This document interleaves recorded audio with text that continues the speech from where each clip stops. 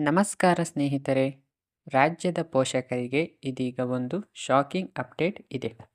ಕರ್ನಾಟಕದ ಖಾಸಗಿ ಶಿಕ್ಷಣ ಸಂಸ್ಥೆಗಳಲ್ಲಿ ಈ ಪ್ರಮುಖ ಬದಲಾವಣೆ ಕಂಡುಬರುತ್ತಿದ್ದು, ಪ್ರತಿಯೊಬ್ಬ ಪೋಷಕರು ಈ ವಿಷಯವನ್ನು ತಿಳಿಯಬೇಕು.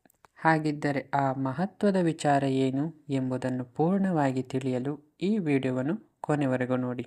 ರಾಜ್ಯದ ಮಧ್ಯಮ ವರ್ಗದ ಪೋಷಕರಿಗೆ ಈ ವರ್ಷವೂ ಕೂಡ ಆರ್ಥಿಕ ಹೊರೆ ಹೆಚ್ಚಾಗುವ ಸಾಧ್ಯತೆ ಇದೆ.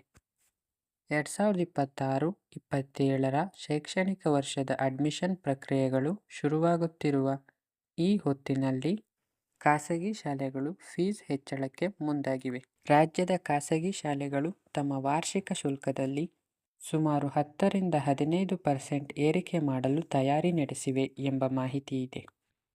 ಶಾಲಾ ಶಿಕ್ಷಕರು ಹಾಗೂ ಬೋಧಕೇತರ ಸಿಬ್ಬಂದಿಗಳಿಗೆ ವಾರ್ಷಿಕ ವೇತನ ಬಡ್ತಿ ನೀಡಲು ಹೆಚ್ಚಿನ ಹಣಕಾಸಿನ ಇದಕ್ಕೆ ಪ್ರಮುಖ ಕಾರಣ ಎನ್ನಲಾಗುತ್ತಿದೆ.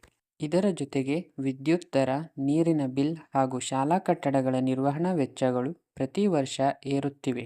ಇನ್ನು ಸ್ಮಾರ್ಟ್ ಕ್ಲಾಸ್, ಕ್ರೀಡಾ ಸೌಲಭ್ಯ ಮತ್ತು ತಂತ್ರಜ್ಞಾನ ಆಧಾರಿತ ಶಿಕ್ಷಣಕ್ಕಾಗಿ ಹೂಡಿಕೆ ಮಾಡಬೇಕಾದ ಒತ್ತಡ ಕೂಡ ಹೆಚ್ಚಿದೆ.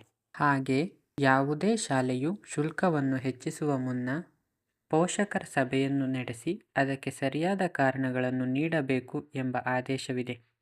ಒಂದು ವೇಳೆ ಶಾಲೆಯು ಅತಿಯಾಗಿ ಶುಲ್ಕವನ್ನು ಕೇಳಿದರೆ ಪೋಷಕರು ನೇರವಾಗಿ ಜಿಲ್ಲಾ ಶಿಕ್ಷಣ ನಿಯಂತ್ರಣ ಪ್ರಾಧಿಕಾರಕ್ಕೆ ದೂರು ನೀಡಬಹುದು.